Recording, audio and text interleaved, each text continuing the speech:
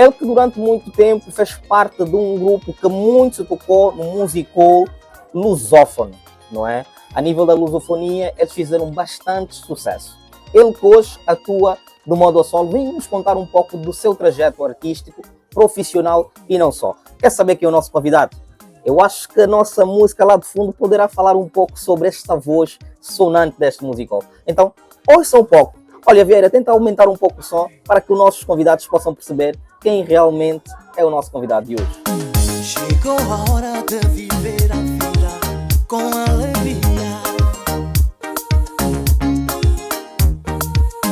Chegou a hora de vivermos todos em harmonia. Chegou a hora de pensar nas marcas dos nossos dias.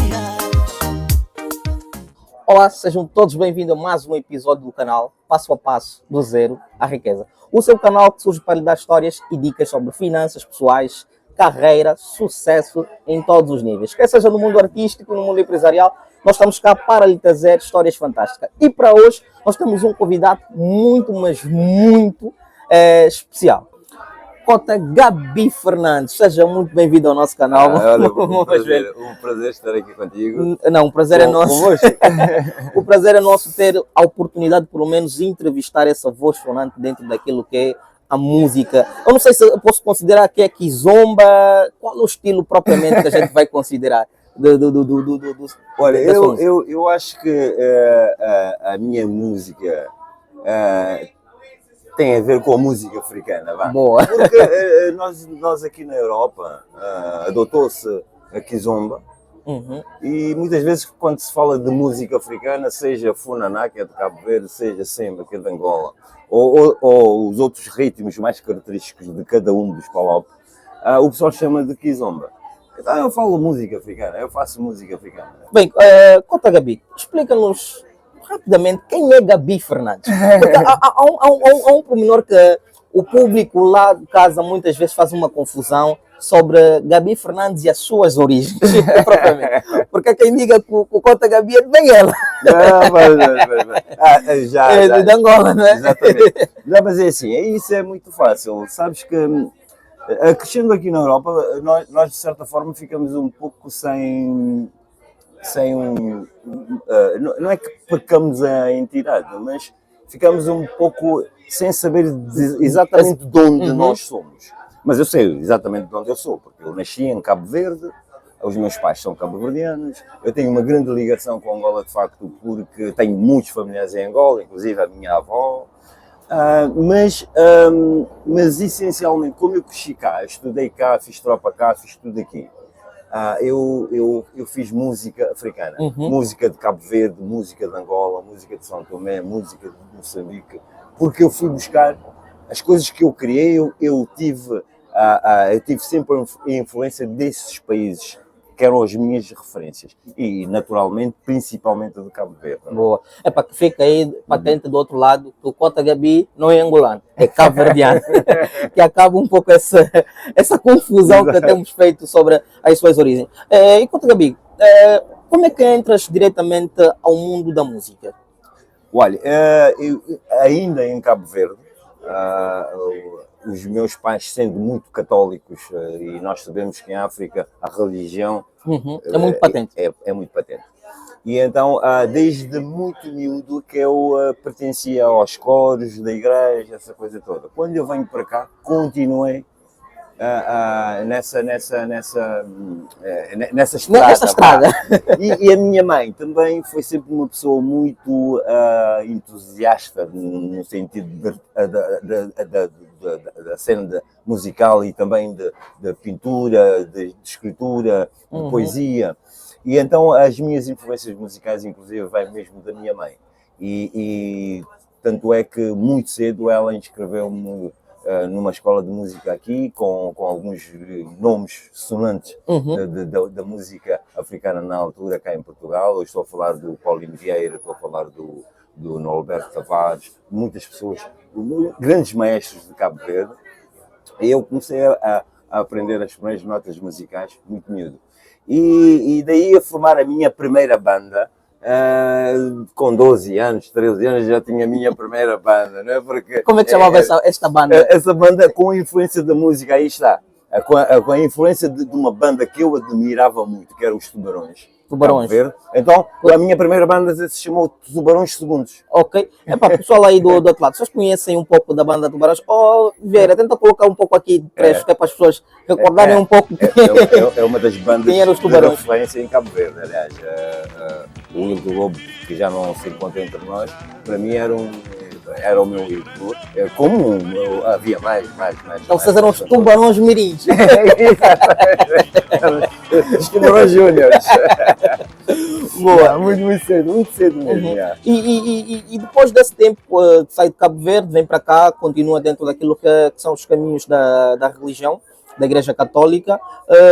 Como é que surge o contacto ou a sua conexão com o grupo Irmãos Verdades? Como é que surge os Irmãos Verdades? O Irmãos Verdades surge bem mais tarde, porque eu já tinha esta banda e como nós vivíamos na mesma linha, isto na linha do Estoril, de Cascais, eu vivia em Passos de Arcos, eles viviam em Cruz Quebrada, mas eles tinham um grupo de dança.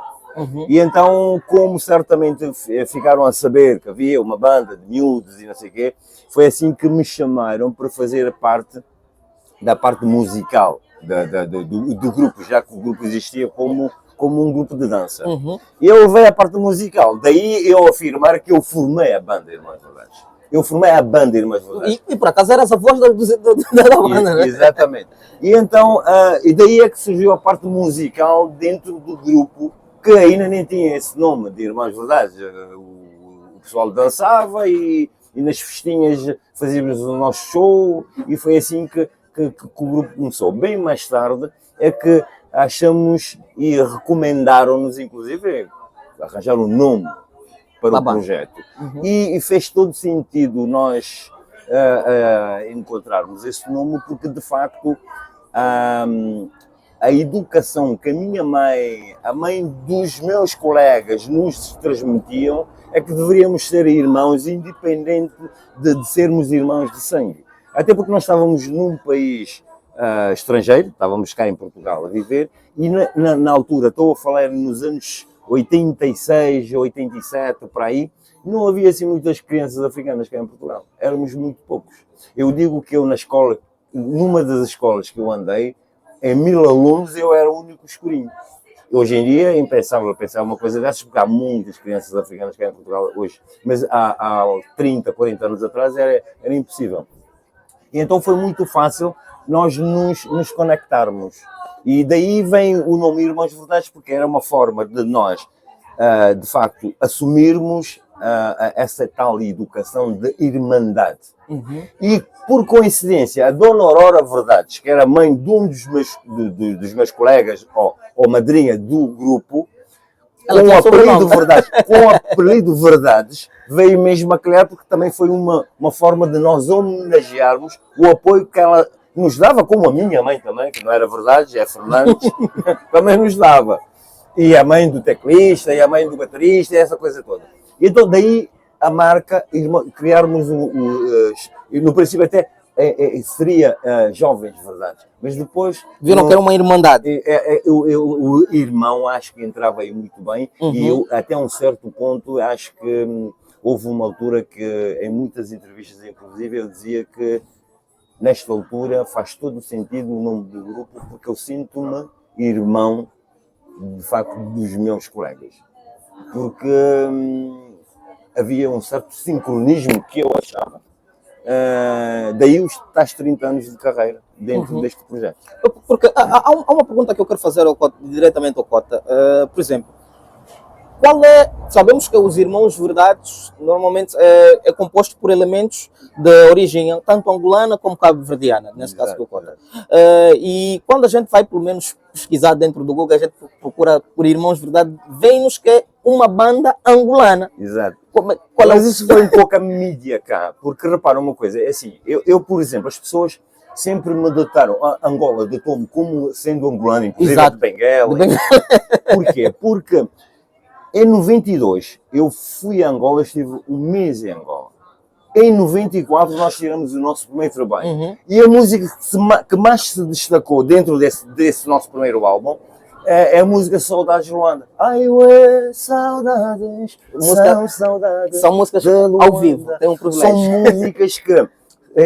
esta música, por exemplo, foi uma música muito marcante naquela altura. Eu penso que até hoje, porque há 6 meses eu estive em Angola e cantei esta música, as pessoas levantam-se para ouvir esta música, de facto, porque a letra desta música tem a ver com muita gente. Eu escrevi esta música, ou melhor, o grupo escreveu esta música, porque nós estivemos em Angola durante um mês, e quando regressamos aqui a Portugal, eu senti muitas saudades de Luanda. Eu interpretei a música Saudades de Luanda, então qualquer pessoa que me ouve cantar Saudades de Luanda diz, não, este cota é mesmo lá da banda, era mesmo lá da Angola. Mas da banda não dizem diretamente de Luanda, já é de Benguela. De Benguela. Depois nós cá em Portugal, como nós fomos uma banda que acompanhou o Duo Ouro Negro, foi um duo africano, duo angolano, que fez muito sucesso cá em Portugal nos anos 90, aliás, dos anos 60 até os anos 90. E então as pessoas cá, a mídia principalmente, conectaram-nos com Angola. Então daí que desde o primeiro trabalho do grupo que saiu, em vez de falarem que era uma banda lusófona, falavam sempre que era uma banda angolana. E nas entrevistas tentávamos desfazer isso, mas era sempre muito complicado porque o título manteve-se e ainda por cima eu cantando muita coisa em português e cantando muito pouca coisa em crioulo, que é a minha língua materna, vá, e então ainda ajudou mais as pessoas a criar essa... E dentro daquilo que é a banda Irmãos Verdades, qual foi o momento mais marcante que vocês tiveram como grupo para si?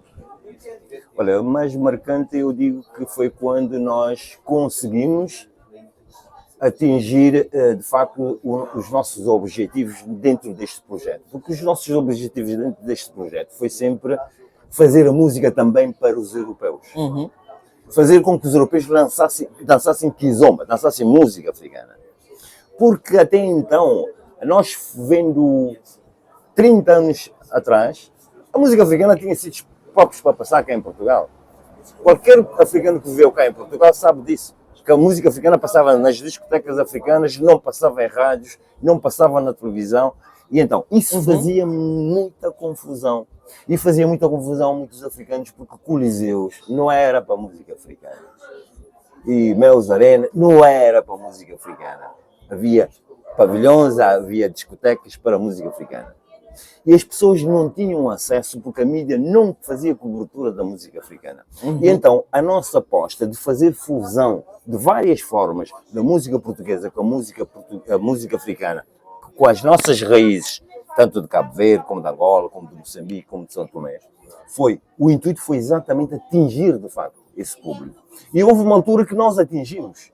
E eu penso que dentro deste projeto nós subimos um patamar bem alto, já que houve discos dos Irmãos Verdades que venderam muitos discos e houve, como é que se dizia antigamente, era a cena das vendas, As questões de autógrafos? Não, as cópias ou as cassetes? Agora varreu-me antigamente pronto, havia a lista dos discos mais vendidos e não sei o que, nos rankings exatamente. Dos mais vendidos. Em muitos discos dos Verdades, nós ficamos muitas vezes 2, 3 semanas como o disco mais vendido cá em Portugal, por exemplo. Nas plataformas de streaming, que hoje são as plataformas. Exatamente. Hoje em dia é, mas antigamente eram discos mesmo, eram discos físicos, como este, por exemplo. Exato. As pessoas compravam. Este aqui que nós temos, então, 30 anos de carreira. Isso de facto foi alturas que eu penso que foram os nós momentos. Começamos a achar que estávamos a atingir o tal patamar que nós queríamos, que a música africana alcançasse. Boa. Foi um bocado isso. E esses podemos considerar que também foram os maiores, podemos assim dizer, obstáculos que vocês como banda tiveram a nível artístico? Não, tivemos muitos obstáculos. Desde certas casas que nós gostaríamos de tocar na altura, que não podíamos tocar porque daí a tal, não haveria espaço para a música africana, até porque os gerentes, os donos das casas, não viam a música africana como uma coisa viável, por exemplo, para fazer uma noite, para fazer um concerto. Então, não passava a música africana. E houve uma altura que a música africana, a kizomba, acabou por ultrapassar isto tudo. Essa música, a Yolanda, músicas que passaram a ser muito conhecidas, passaram a ser obrigatórias nas rádios e na televisão, em todo lado, exatamente porque a música se impôs.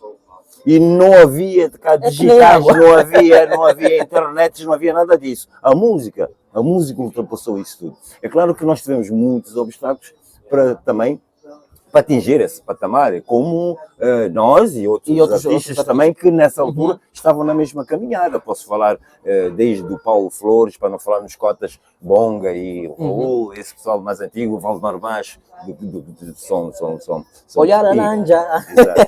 pessoas que eu admiro para sempre. E então, essa luta de nós metermos a música africana para além da comunidade africana. Boa. E eu acho que esse papel que vocês tiveram, conforme eu disse há pouco, surgiu como nem água, que mesmo que tentarem criar uma barreira, ela sempre vai criar-se, vai se agrupando e depois vai transbordar. Então, eu digo que vocês são os pioneiros que fizeram com que a música hoje, africana e não só, chegasse nos patamares que tem chegado. A música africana, eu sempre disse em várias entrevistas antigas minhas, as pessoas podem ouvir isso, que a música africana sempre precisou de um lugar, de um espaço de mostragem, de promoção para as pessoas conhecerem. Era uma questão das pessoas conhecerem, depois gostarem ou não. Eu tinha quase a certeza, e não estava muito errado, que de facto as pessoas, tendo o conhecimento da música, passavam a gostar, tanto da dança como do ritmo em si. E dito e feito, porque a música foi se impondo, naturalmente que os músicos correram atrás. Nós fomos a muitos sítios que nós, como banda, éramos mais do que as pessoas que nos assistiam, mas serviu de promoção. Porque a promoção antigamente não era assim tão fácil como hoje em dia. Hoje em dia nós gravamos uma música, pomos na internet, e se as pessoas de facto, se a pessoa até tiver uma boa, muitos seguidores, só por aí já está a fazer uma grande promoção.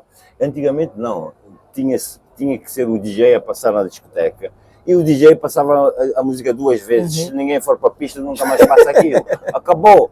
E então, quer dizer, mesmo que fosse uma música boa, não tinha uma grande oportunidade, muitas oportunidades de se impor, porque as pessoas acabam por desconhecer. Exatamente. Bem, conta, Gabi, falando um pouco sobre isso que é a própria música e a mudança nos últimos tempos, nós vamos observando que sofreu uma alteração a nível de plataformas e por aí fora, principalmente com os novos streaming. Como é que você vê essa evolução e como é que você se adaptou dentro dela? Porque nós vemos que não é como antes, que afirmou há pouco tempo, não é? Que antigamente vocês tinham que ir lá para se impor, para que a música tocasse e pedir favores. E tínhamos que ficar nos portões à espera. Exato. E hoje nós vemos que existem muitas plataformas que vocês, mesmo não indo para lá, podem colocar as vossas músicas a tocar e quem conhecer ou tiver a oportunidade de ouvir, aquilo está sempre patente nas mídias. Vamos ver uns a tocarem na Sony, outros a tocarem, por exemplo, na Apple Music, por aí fora, e as músicas estão sempre aí por causa dessas novas plataformas. Então, como é que vocês se adaptaram, vindo daquilo que é uma era totalmente diferente? Como é que conseguiram alcançar este marco? Olha, eu sinceramente, para ser mesmo muito, muito sincero, eu não me adaptei. Eu tento me adaptar, tento me aproximar, mas eu continuei a fazer as minhas coisas da mesma forma que eu fazia antigamente. Eu, por exemplo, estes temas que nós falamos, Yolanda, Saudades de Luanda, ainda agora falamos, e as músicas mais atuais que eu acabei de lançar, há 3 meses lancei 3 músicas, por exemplo, novas. São músicas que eu compus da forma como eu compunha antigamente. Agarro na guitarra e toco e faço as músicas. E até a forma de fazer a música mudou muito, porque de facto a informática, como eu costumo chamar mesmo, trouxe muitas facilidades que nós não tínhamos antigamente. Mas o que não tínhamos antigamente fazia com que nós puxássemos pela cabeça, que houvesse inspiração, que houvesse originalidade, coisas que não é que não haja hoje, mas hoje as coisas estão muito facilitadas e muitas vezes as pessoas agarram no facilitismo e não trabalham a criação, criar. Nós vemos muita música hoje que faz muito sucesso, mas que é muito igual a muitas outras. E antigamente haviam músicas diferenciadas. Porque a Holanda não tem nada a ver com Saudades de Luanda. Não pode ter nada a ver com a Marte assim, não pode ter. Eu estou a falar das minhas músicas, não tem nada a ver com o tempo passa. São melodias a nível de composição de acordes, de tudo. É tudo diferente porque são originais. E Cota, por exemplo, falando um pouco do tempo passa, dá para nos dar um cheirinho só um pouco, que é para tentar... O tempo passa e a vida também, mas tudo vai ter que voltar, tudo vai voltar. Já estava falando. Só para descontrair um pouco. Cota, eram músicas muito sonantes em todas as pistas musicais, quer seja em Angola e outros mercados. Mas por que é que neste caso a banda que nós ouvíamos tanto chegou a se desfazer? Por que é que hoje nós ouvimos um Gabi Fernandes praticamente no mercado a solo, fora da banda de Irmãos Verdades? Olha, o projeto Irmãos Verdades, como discograficamente falando, nasce em 1994, já que é a partir daí que eu falo discograficamente falando. O grupo nasce em 80 e tal, 86, 87, por aí. Mas a banda torna-se banda porque aí nós criamos os temas originais que as pessoas conhecem hoje a partir de 1994. E esse projeto que eu estava a falar ainda há pouco, foi um projeto de nós combinarmos que, de facto, nós iríamos fazer com que a música africana atingisse certos patamares, certos locais, fossem tocados em certos sítios. Então nós fazíamos música um pouco a pensar mesmo nisso, tentar fazer o máximo de fusão, mas uma fusão de 70% ou 80% das nossas raízes com a música europeia, com a música portuguesa, não ao contrário. E aí estávamos em sintonia. Nós para mim, tivemos 30 anos nessa sintonia. Fizemos 10 álbuns de originais. Para mim, os Irmãos Verdades passou a ser, os elementos desta equipe passaram a ser para mim irmãos. E quando eu venho a descobrir que em 2013 houve registros de indivíduos dos meus irmãos, eu descubro 10 anos depois, eu não gostei nada. É como se fosse um egoísmo por parte deles, sabendo que atuavam como grupo. Se fossem pessoas quaisquer, eu se calhar até relevava, mas deles eu não estava à espera disso. Então eu pedi a eles que me contratassem. Porque se nós criamos um projeto, se nós temos uma sociedade de 4 elementos, se um elemento fica fora do registro da marca que nós criamos, que toda a gente conhece, então o elemento que está fora é contratado. Exatamente. Então, os Irmãos Verdades hoje em dia, ou melhor, os Irmãos Mentiras, porque os Irmãos Verdades foi o projeto que eu ajudei a criar em 1994. Então já não tem Irmãos Verdades? Não, para mim não tem, e para muita gente, porque repara uma coisa, os Irmãos Verdades interpretaram 10 álbuns de originais que eu interpretei, músicas que eu escrevi. Qualquer pessoa que vá cantar essas músicas está a fazer o meu cover. Portanto, quando as pessoas vão ver os Irmãos Verdades, se eu não lá estiver, estão a ouvir alguém a cantar as minhas músicas. Isto que fique bem claro, as músicas dos Irmãos Verdades pertencem a mim e pertencem às pessoas que fizeram parte do projeto Irmãos Verdades. E Irmãos Verdades são 4 pessoas. E principalmente o cantor, não é? Sim, exatamente. Ser um cantor é complicado, não é? Porque eu posso imitar o Rui Veloso, posso imitar cantar o Rui Mingas, posso cantar o Paulo Flores. Mas não é o Paulo Flores. Até posso cantar melhor as músicas deles do que eles, mas eu vou querer sempre ouvir o Paulo Flores quando eu quiser ouvir as músicas dele. É só isso, é só para ficar assim mais claro. Conta, Gabi, como banda e de modo individual, vocês chegaram a fazer tantos e tantos sucessos. Isso é notório, não é? Não dá para para duvidar sequer disso. Como é que vocês chegavam a dividir aquilo que eram os recursos adquiridos pela banda a nível de shows e por aí fora? A banda Irmãos Verdades tem uma equipe enorme. Dentro do projeto, nós tínhamos uma sociedade, uma equipa de 4 pessoas, mas fora isso nós tínhamos contratados, né? Vários músicos, técnicos, agentes, e então fazia uma equipa de, sei lá, 12, 15 pessoas. E nós, as nossas contas, falando de contas, eram simples, porque tudo que era despesas era retirado e o que sobrava dos cachês, era dividido em partes iguais pelos 4. Daí a sociedade até então, nessa parte estava muito boa porque havia uma partilha dos dividendos, era sempre dividido em 4 partes, que era portanto, as pessoas que se intitulavam, portanto, os donos do projeto.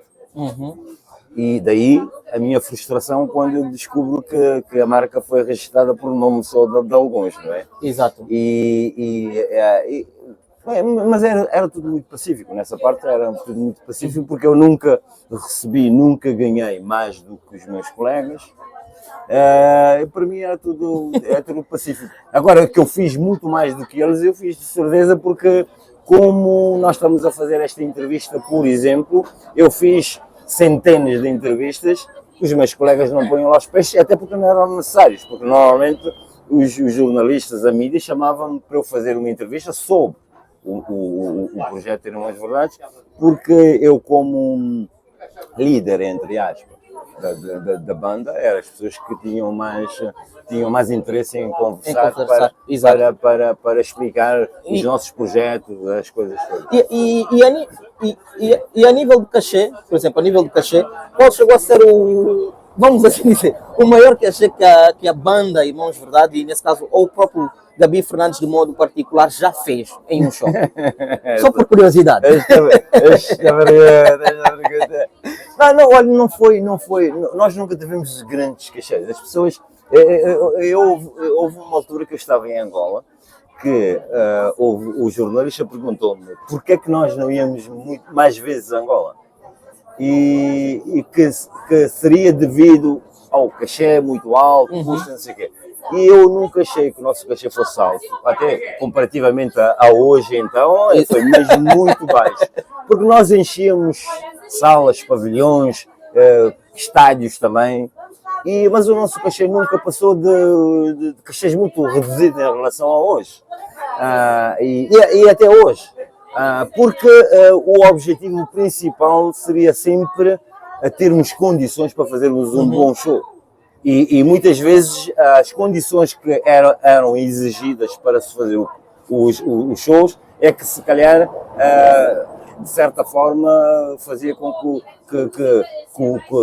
o cachê fosse mais alto. O cachê, ou melhor, o total para se concluir o concerto fosse mais alto. Mas o cachê foi sempre muito baixo. Eu lembro-me que o melhor cachê que nós tivemos até eu sair da banda nunca passou de 25 mil euros. E 25 mil euros hoje em dia é o que muitos DJs aí pedem para fazer. E estou a falar de um concerto que mete 15 pessoas a nível de equipe para fazer um concerto como um concerto que as pessoas podem visionar, por exemplo, no Coliseu dos Recreios. E aqui estamos a falar de finanças. Exato. E, por exemplo, muitos artistas, músicos e por aí fora chegam a enfrentar N dificuldades financeiras, mesmo com sucesso. Porque, por vezes, há que não tem aquela educação financeira desde cedo. E chegam a fazer um sucesso repentino, muitas vezes, que abarrotam casas e N casas. Como é que foi o seu aprendizado sobre gestão financeira neste sentido? Eu não sou um grande gestor, de facto, mas nós aprendemos porque eu sou um músico em Portugal que começou nos anos 90, nós fazíamos bares. Então agarrávamos nas guitarras, íamos para os bares, como eu já disse antes, nós tocávamos para meia dúzia de pessoas e naturalmente que os proprietários das casas também não tinham muito dinheiro para nos pagar. Então nós geríamos queríamos ser músicos, nós geríamos essas finanças muito baixas para podermos ser músicos a tempo inteiro. E quando o cachê aumenta, quando o grupo faz um sucesso, o cachê aumenta, naturalmente que o nível de vida também sobe, porque a pessoa já, em vez de ter um carrinho, tem um carro melhor, tem uma casa melhor, e se tem filhos, os filhos Tem que vão estar para nos um melhores colégio. colégios. Exatamente. Já sabem que é o filho do fulano, do Isso, Beltrano. naturalmente, isso vai aumentando as despesas, mas é tudo uma questão de gerir também. Nunca dar um passo Maior do que a perna. Uhum. Eu gosto muito de estar muito cómodo. Eu prefiro ter um bom colchão em casa do que vestir umas calças de marca. Boa. E isso reflete também no meu trabalho. E mesmo no investimento do material com que eu trabalho. Porque isso reflete também nas pessoas que me ouvem quando eu vou atuar. E é um pouco isso, mas é difícil porque nós sabemos que a nível da PAOP, mesmo Portugal, a nível de direitos que os músicos têm, que conquistam, porque nós quando fazemos músicas originais e lançamos, as músicas fazem sucesso, ficamos à espera também de uma contrapartida financeira, até para continuarmos. Exato. E muitas vezes isso não vem porque Portugal tem 10 milhões de pessoas. E a África pode ter, sei lá, 3 vezes mais, mas as pessoas não têm poder de compra. E a nível de direitos também não são cobrados como deveriam ser. Por isso nós temos que fazer sucessos todos os meses, de 6 em 6 meses, para podermos aguentar muito bem o barco, ou senão temos que nos prescindirmos de muitas coisas, que alguns músicos prescindem, mesmo quando têm um cachê alto, e outros não. E se calhar aí é que tem a gerência, vá.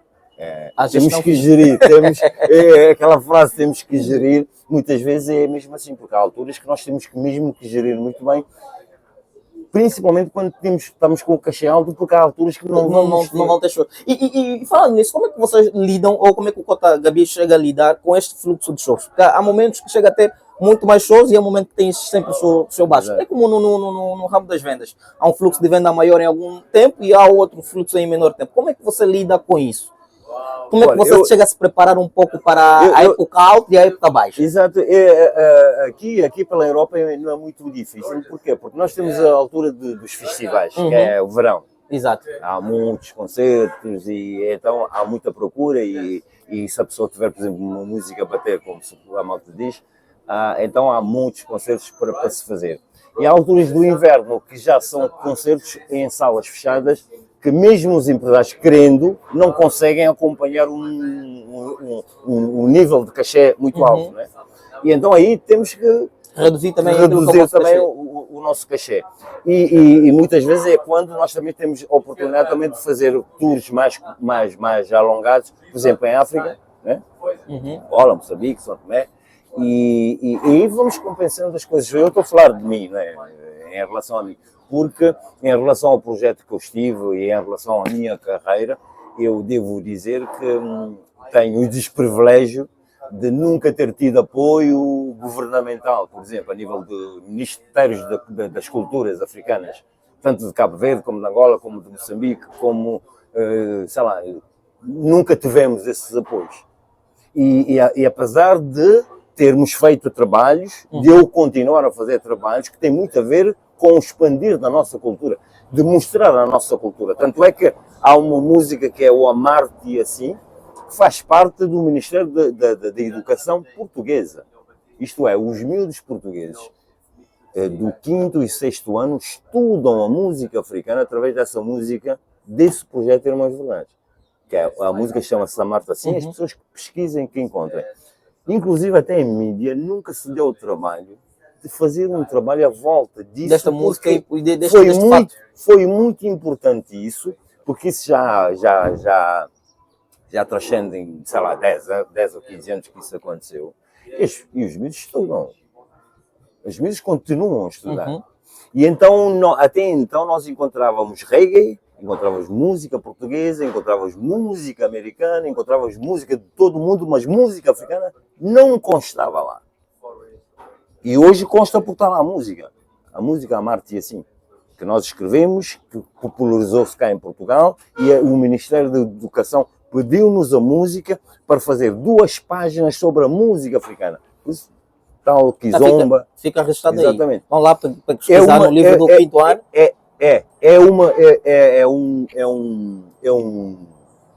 É um assunto que tem, para mim, é da maior importância, não porque a música é minha ou porque pertenceu Por ser uma música africana ser Exatamente. praticamente debatida como um assunto escolar. Se nós lutamos, estamos aqui a correr atrás das pessoas conhecerem a nossa cultura, não há melhor veículo, melhor do que um livro, Exatamente. onde crianças aprendem desde pequeno.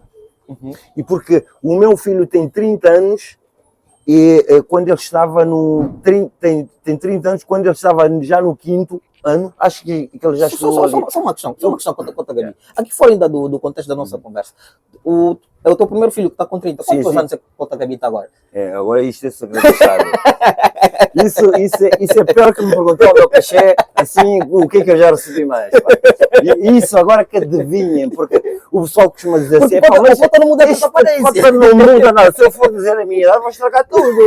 É tipo uma coisa vergonhosa a tirar os óculos, vai estragar tudo. Qual é o segredo? Eu penso que porque a aparência não muda. Não é mulher que eu, por exemplo, eu cresci a ouvir, a ouvir e ver o Cota praticamente da mesma performance visual, mas está sempre lá. Mas tem uma coisa, eu sou antigo, sim, mas eu sou menos antigo do que as pessoas pensam, porque repara, nós também começamos muito cedo. Uhum. Quando este projeto Irmãos Verdade surgiu, nós tínhamos elementos que tinham 6, 7 anos, não era o meu caso, não é? Então nós começamos, a minha carreira começou mesmo muito cedo. E então as pessoas, como me veem, e nós tivemos muito tempo ligados à televisão antes do primeiro trabalho, por causa desse tal projeto... Dos Tubarões? Do Ouro Negro. Ok. Íamos muito à mídia, íamos muito à televisão com o do Ouro Negro. E, aliás, o grupo, isso para falar sobre a marca Irmãos Verdades. Nós antes dos Irmãos Verdades chamavam-nos cá em Portugal os miúdos do Raul. Porque o Raul era o vocalista do Ouro Negro. Uhum. E então, daí também vem essa coisa da longevidade.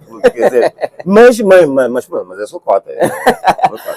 Bem, Cota, Gabi, por exemplo, vocês, dentro daquilo que foram os shows que vocês fizeram cachê e o Cota ainda faz de modo individual, nesse percurso todo, qual foi o erro financeiro que o Cota acha que já chegou a cometer e que não cometeria hoje? Porque vejamos o seguinte, há quem muitas vezes está a fazer tanto cachê, quer comprar uma casa luxuosa, outro quer aparecer em bares, comprar uma garrafa de sei lá mil quantos, e porque está a entrar agora, mas não faz uma reflexão de que se calhar amanhã não teria esse cachê. E isso acontece e aconteceu com muitos que fizeram tanto sucesso, mas não souberam fazer tanto bem a sua gestão. Nesse caso, qual foi o erro que o Cota cometeu no passado que hoje não cometeria neste sentido? Eu não sei se hoje não cometeria, porque há muitas coisas que eu vejo que foi um erro, mas que se calhar hoje eu mantenho de uma outra forma, mas continuo a fazer a mesma coisa. Porque há coisas que têm muito a ver com a nossa essência, a nossa educação, e então a nossa sensibilidade sobre certas coisas. Eu digo, olha, os meus maiores desvaneios até não foram comigo, foram com as outras pessoas. Ok. Eu apoiei muita gente. Eu agora podia nomear muitos nomes sonantes aí. Porque eu, fora a parte como músico, eu geri as melhores discotecas de música africana cá em Lisboa. Uma delas, por exemplo, no Sul, mas houve mais 4 ou 5 que eu geri. Eu estava relativamente miúdo nessa altura, mas eu tinha um certo power no sentido de fazer coisas, de mostrar a nossa cultura. Não só a música que eu fazia, mas também das outras pessoas. E também um certo poder económico, porque eu geria essas casas, de facto, eu tinha Já pegava tanto cachê. Exatamente. E então eu ajudei muita gente assim. Agora, outros desvaneios que eu fiz foi apoiar a educação dos meus filhos, não considero também. Então isso é um investimento neste caso. Quando eu falo que eu gosto de dormir num bom colchão em vez de andar com calças de marca, também não acho que tenha sido desperdício, porque eu continuo assim. Eu gosto de andar de um bom carro, mas principalmente também por segurança. Naquele Mercedes, né? Sim, nesse você e no outro. Eu gosto de andar em bons carros, mas também ando em carros que não têm isso tudo. Sem problemas nenhum, porque eu também não sou o vaidoso no sentido de mostrar. Eu gosto muito de terra, gosto de animais, então... Podemos considerar que o Cota já chegou a investir em uma quinta, nesse caso. Sim, sim. Temos aí uma quinta para a gente gravar o próximo, então, o próximo episódio. Então gosto de ter galinhas, gosto de ter não sei o quê, e para isso é preciso espaço. Exato. E então, agora... Só não, mas Cota, não cortar. O Cota está a fugir desse assunto. Temos uma quinta para gravar. já se gravou algumas coisas lá, mas... Não, nós ainda não fomos lá. Passo a passo do zero, quer dizer, não foi lá. Ou para irmos lá, pelo menos, fazer uns churrascos. Não, mas é uma coisa, pacata, é uma coisa pacata. Não, é uma coisa que, sabes que há coisas que até nos dão prazer, porque temos muitas coisas à volta, que até nos dão muito trabalho, não sei o quê, mas que nos dão um certo prazer. Exato, porque, é pelo prazer às vezes. O meu pai foi sempre uma pessoa muito ligada à terra. Eu valorizo muito a terra. Eu sou uma pessoa que... Eu não digo só que eu gosto dos animais. Eu gosto mesmo dos animais porque é visível. E é por aí que os meus prazeres vêm um pouco daí. E também as minhas inspirações, porque eu acabo por fazer os meus temas... se inspirando na natureza. Exatamente. Okay. Nos espaços que eu estou, onde eu estou envolvido. Bem, Cota Gabi, por exemplo, o Cota, dentro daquilo que é a sua perspectiva, nós podemos observar que muitos são os músicos que chegam a enfrentar várias dificuldades financeiras mesmo depois de terem feito N e N sucesso, como a gente abordou há pouco tempo. Mas o Cota acha que há uma falta de aprendizado no quesito financeiro por parte dos músicos? Sim, eu penso que sim. Eu penso que isso tem a ver com a... Será que estão preparados para isso também? Que é um pouco cultural. Sabes que nós os africanos, somos muito vaidosos. Nós, muitas vezes, vivemos muito para fora. Para fora, isto é, interessa que o vizinho veja. Não é? Exato. Quando eu dei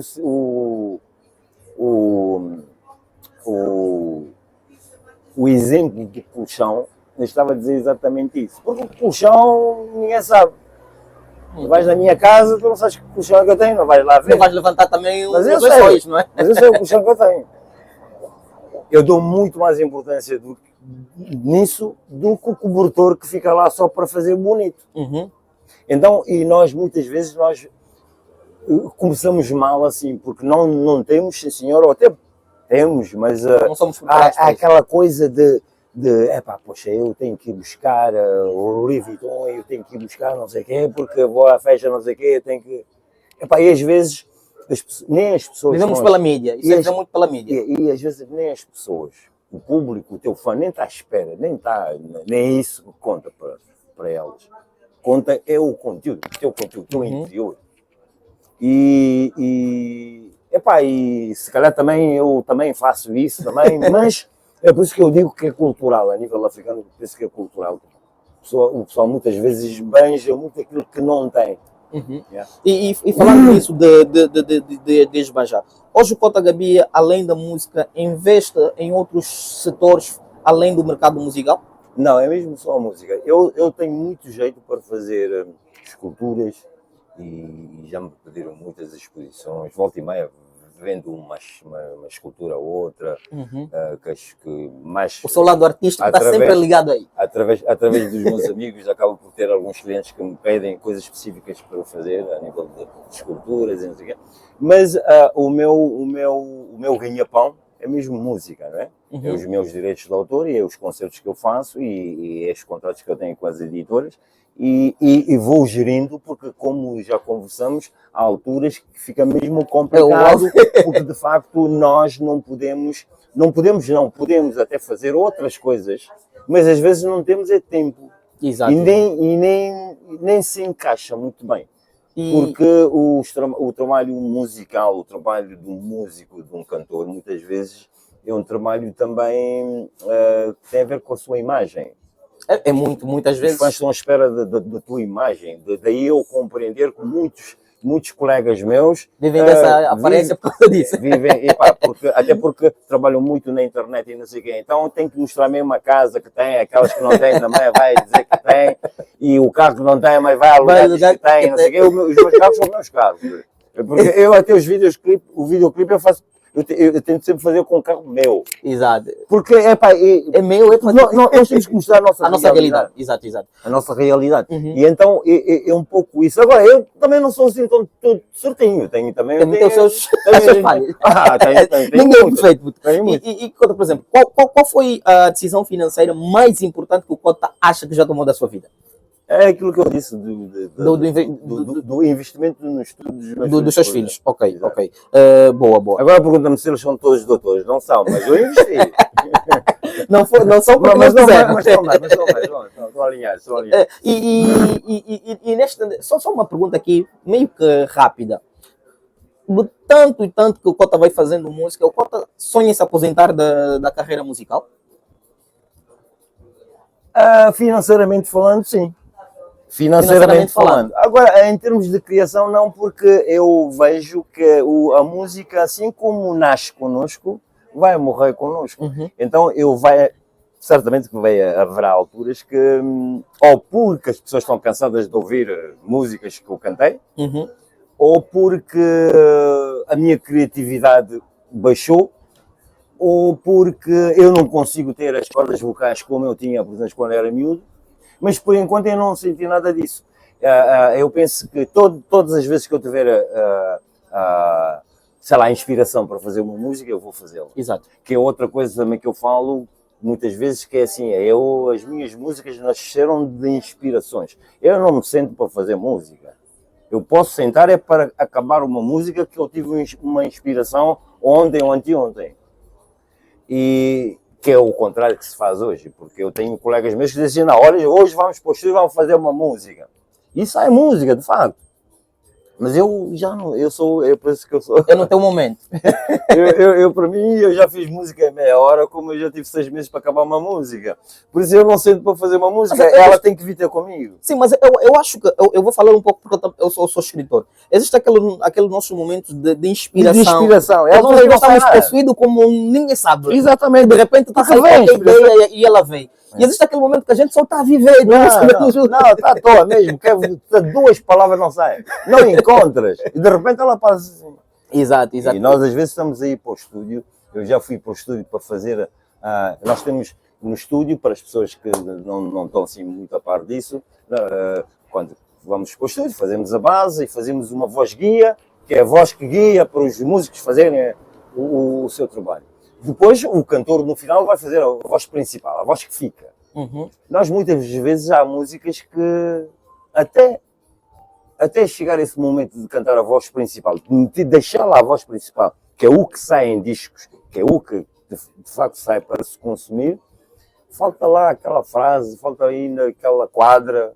E a pessoa está aí no carro, está a dizer, o que é que eu vou dizer? Chega na cabine, sai. Sai.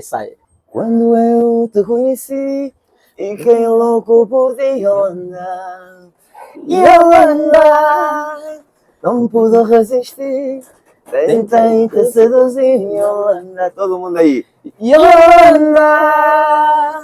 Epa, meu Cota, mais uma vez, muito obrigado. Olha, é um privilégio eu estar aqui a ouvir músicas ao vivo do Cota, não é? Nós em Angola, eu só perguntava, vocês, quando é que eu vou ter a oportunidade de estar aí com essa figura? E hoje, eu acho que o destino o mundo é tão generoso que nos trouxe cá. Cota, Gabi, existe algum conselho financeiro que o Cota obteve durante o seu trajeto, que acatou mesmo, e que gostaria de compartilhar conosco? Que eu acatei mesmo. Epá, eu tive muitos conselhos financeiros, mas que eu acatei mesmo. Que o Cota lembra que foi muito impactante e muito importante para si. Que eu acatei mesmo era investir em mim, em coisas que me davam algum prazer. Uhum. E porque através de nós, se estivermos bem, nós é que conseguimos mais facilmente ajudar o próximo, né? Exato. E porque há certas coisas que também nos dão prazer. Há certas pessoas que, ajudando outras, é um prazer para elas. Uhum. É a mesma coisa que estávamos a falar sobre carros ou sobre coisas que usamos pessoalmente, não é? E então eu penso que os conselhos que eu adotei em relação a algum poder económico que se eu tive, Uhum. algum, é mais nesse sentido de fazer as coisas que eu gosto Investir naquilo que gostas. Exato. Exato. E aí inclui as pessoas e as coisas que eu mais gosto, né? Uhum. Que de facto são as pessoas, né? Por exemplo, Cota Gabi, o que é que o Cota acha, o que é que um jovem na sua ótica, músico, neste caso vamos falar um pouco da indústria musical, o que é que um jovem músico ou qualquer profissional pode aprender com a sua trajetória sobre dinheiro? Com a sua. Epá, eu penso deixa eu ver se eu consigo explicar por palavras assim, por uma frase. É acordar cedo também, é. Isto é estar sempre na luta. Uhum. Porque independentemente de estares numa altura que tens com um cachê muito alto, a pessoa não dormir na forma. Porque mesmo trabalhando muito, quando nós somos honestos, Exato. As dificuldades acabam sempre por aparecer. Porque há sempre uma altura que... Porque nós como músicos, falando palop, músico africano, nunca consegue ficar rico através da sua arte, porque isto tem a ver com o poder de compra do povo, tem a ver com muita coisa, com a política dos nossos políticos. E então, por isso nós temos que estar sempre na luta. Porque senão eu diria que eu tenho uma parede na minha casa cheia de discos de platina, discos de ouro reais. Foram discos que foram vendidos, que as pessoas adotaram, estas músicas as pessoas conhecem, deviam gerir direitos para eu estar agora bem encostado agora a usufruir. Exato. Mas eu reparo que, como músico africano, tenho que fazer esses sucessos todos os meses ou de 6 em 6 meses, porque senão não consigo. E falando Então, daí o trabalho é muito importante. trabalhar, então acordar cedo, trabalhar, está sempre na luta. E conta, Gabi, por exemplo, nesse caso eu queria perguntar-lhe como é que o Cota observa um pouco sobre aqueles músicos que chegam a fazer muito cachê e outros não? Como é que uns no ramo da música chegam a ficar ricos e outros, mesmo com tanto sucesso, não chegam? Que nós vimos que aquelas músicas, quando a gente vai para qualquer espetáculo, tocam. Aquelas são as músicas que tocam a alma do público. Mas aqueles músicos muitas vezes não ficam ricos como os outros que vêm simplesmente. Será que há algo por trás disso? Epá, isso tem a ver, é como tudo na vida. Nós temos muitos empresários aí que fartam-se de trabalhar. Tem grandes iniciativas, grandes projetos. Muitas vezes esses projetos se ingram, mas eles não usufruem. E usufruem outras pessoas. Mas fizeram o trabalho deles. Exato. E na música também é a mesma coisa. Há muitos músicos que são muito bons, que, epá, não sei se isso tem a ver com a sorte, se tem a ver com a forma como também a pessoa gera a sua carreira, no sentido do aproveitamento, né? Porque há pessoas que também têm apoios, né? Eu já estive em estúdio a gravar um álbum que eu tinha um cachê tinha um plafond de 10 mil euros para gravar o álbum, na altura que se gastava dinheiro para gravar um álbum completo. E o colega ao lado tinha 100 mil porque recebeu um apoio lá do Ministério não sei de onde.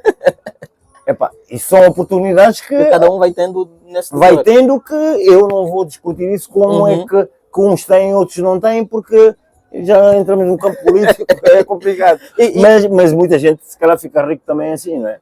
Okay. Porque em vez de eu trabalhar com 12 músicos, também posso trabalhar com 6. Certeza que o dinheiro dos 6 vai aumentar o meu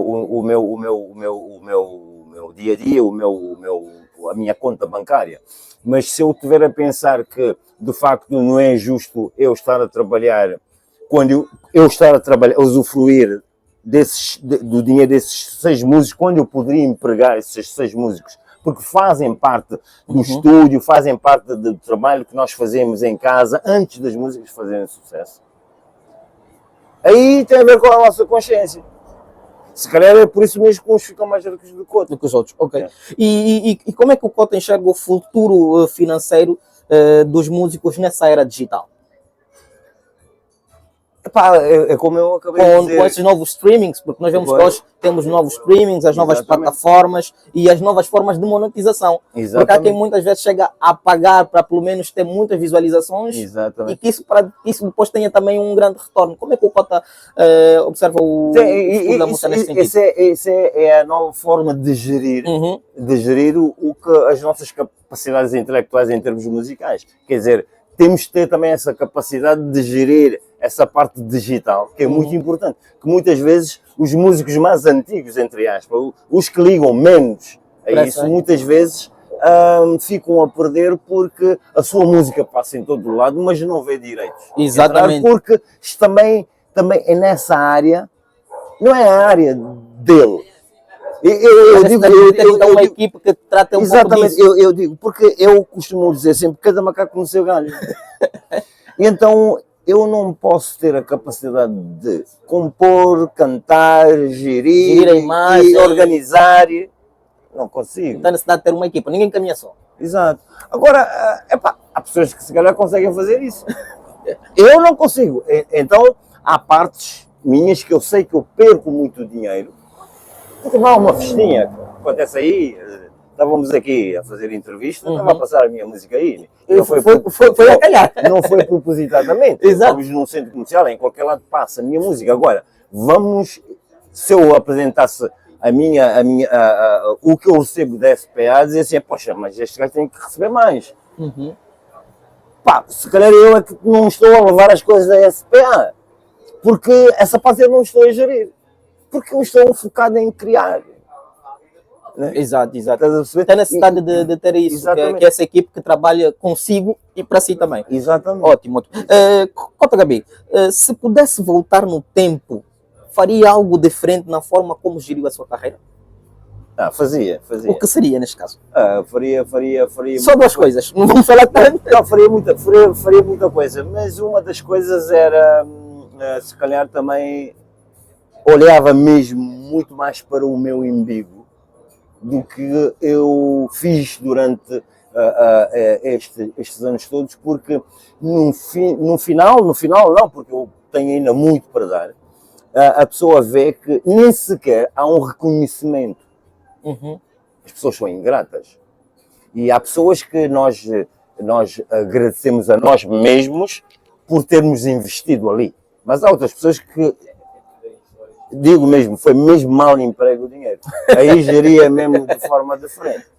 Bem, Cota Gabi, nós já estamos quase na reta final, mas eu não podemos deixar os nossos telespectadores sem antes fazer-lhe mais três perguntas. A primeira eu vou querer saber lá para o final qual é a sua playlist, pelo menos o seu top 10. Mas antes, eu queria saber do Cota Gabi, o que é o sucesso para si? O sucesso para mim. Olha, o sucesso para mim é todos os dias, acontece. Eu passar na rua e as pessoas me pedirem um autógrafo, uma fotografia e me sentir realizado quando as pessoas me vêm contar histórias sobre a sua família, a sua vida, em relação a um tema que eu cantei, que eu escrevi. Eu acho que é um sucesso eu ter atingido tanta gente. Boa. E para mim isso é sucesso. Isso é sucesso. Agora há o sucesso de andar com guarda-costas. Não é desse sucesso que eu falo. Eu falo mesmo é deste sucesso, das pessoas que em aldeias mais longínquas daqui, ou países mais longínquos daqui, vêm ter contigo e contam-te uma história em relação a uma coisa que tu escreveste. E o teu objetivo, quando escreves uma música, para mim, pelo menos é assim como funciona, quando escrevo uma música, o meu objetivo é mesmo que as pessoas conheçam. É mesmo que a música faça mesmo sucesso, porque o sucesso tem a ver com isso, as pessoas conhecerem esse trabalho. Interiorizarem e também as coisas ficarem na cabeça das pessoas, que é escreveres algo que depois também se enquadra com as pessoas, que tem a ver com a história das pessoas. Exato. Cota Gabi, que conselhos é que o Cota Gabi deixa para aqueles jovens que estão a começar dentro do mundo da música e querem viver da música? Neste sentido, que conselhos é que o Cota deixa para essas pessoas? É serem originais só. Ser original. Ser original, isto é tentar criar. sejam criativos e originais. Exatamente, criar. Pegam a visão. Criem, sejam originais. Original. Dicas do Cota Gabi. E Cota Gabi, aquilo que é a pergunta que eu quero saber um pouco. O que é que o Cota Gabi ouve? Olha a sua playlist. Simplesmente top 10. Não, eu sou top 10. Não, até se top 10 vamos alongar muito. Top 5. Eu ouço de tudo, mas estás-me a falar da música africana? Vamos dizer no âmbito geral. Olha, eu sou top 5. Eu gosto de música brasileira, por exemplo, eu gosto muito de Djavan. Um dia frio. Yeah. Um bom lugar para ler um livro. Já estamos faltam-nos 4. Adoro. Olha, de música africana. Temos mesmo que respeitar o Cota Bonga. Pá. Cota Bonga. Mulher machangola. Música de Cabo Verde, o meu ídolo maior de Cabo Verde foi o Bana. Olha, só para quem não sabe, o meu tio era o guitarrista do Bana. Cota Piuna é irmão do meu pai, por acaso. O Cota Piuna. Eu não tive o privilégio de tê-lo, conversar com ele. Uma figura. Eu tive o privilégio de conhecer e assistir 2 concertos. Arrepiante. Bana. Já temos... faltam 2. Portugal. Eu sou um grande admirador do Rui Veloso. Rui Veloso. Yeah. Eu não sei cantar música. Porque é músico. Eu não sei cantar. E a Gaia podia eu ouço, mas não sei cantar a música do Rui Veloso. Isso também é fácil. Muita música. Tem muita música. O homem tem muita música. A última para completar o top 5. Sei lá, tem tantos artistas. Não, a pessoa acaba por ficar assim um pouco comprometido não falar muitos nomes, mas sei lá, voltando outra vez ao Brasil, vou no Roberto Carlos, que é um... o rei da música romântica. Pelos poemas, pela forma como interpreta, pela forma como fala, cantando. Atenção. Maria Bethânia. Vinha ouvir Maria Bethânia um bocado quando estava a vir ter convosco. É uma senhora também. Atenção, é o top 5 do Cota Gabi, mas fica aí patente. Não quer dizer que os outros não são. Simplesmente os nomes aleatórios que vieram. Naturalmente, que eu gosto muito da nova geração, o Damásio, o Ralph, esse pessoal todo, também eu gosto disto tudo porque eu sou uma pessoa que eu consumo música. Eu consumo música. Outra coisa que eu consumo é a originalidade. Boa. E a partir da originalidade eu consumo tudo. Não gosto coisas que nós vemos que aquilo é... que não valem a pena. Não. Então, esse é o nosso Cota Gabi. Cota Gabi, o meu muito obrigado pela oportunidade de termos lhe entrevistado e falar um pouco e conhecer-lhe um pouco mais. E desde já, meu Cota, continua com essa humildade de pessoa que és. É um privilégio ter e poder falar com Cota, porque foi um sonho. Para mim é um sonho de poder conhecê-lo desde pequeno, de ouvi-lo e poder beber um pouco de si acerca daquilo que é o seu trajeto, aquilo que é a sua própria história de vida e não só. Meu Cota, mas muito obrigado mesmo pela oportunidade que tens, que deste a este canal. Eu é que agradeço e fico muito feliz, porque eu vejo juventude, tu, por exemplo, e a tua equipa, a serem originais. E as coisas originais, a criação de projetos é muito importante. E nós, africanos, precisamos disso. E principalmente a malta jovem que está a surgir, que não façam cópias, não copiem. Mas se copiarem, copiem para melhorar. Exato. E então eu fico feliz quando eu vejo assim, porque eu digo assim, vem aí malta nova para dar uma sacudida. Nós precisamos sacudir isto tudo, que é para ver se passamos também para outro patamar, falando da África. Exato. Bem, Cota, nós vamos nos despedir de si e de você aí do outro lado. Não se esqueça que esse é mais um episódio do canal Passo a Passo, do Zero à Riqueza. Juntos para a sua liberdade financeira e uma vida melhor. Mas antes, nós vamos ir ouvindo um pouco de Cota Gabi Fernandes com Chegou a Hora. Chegou a hora de viver a vida com alegria.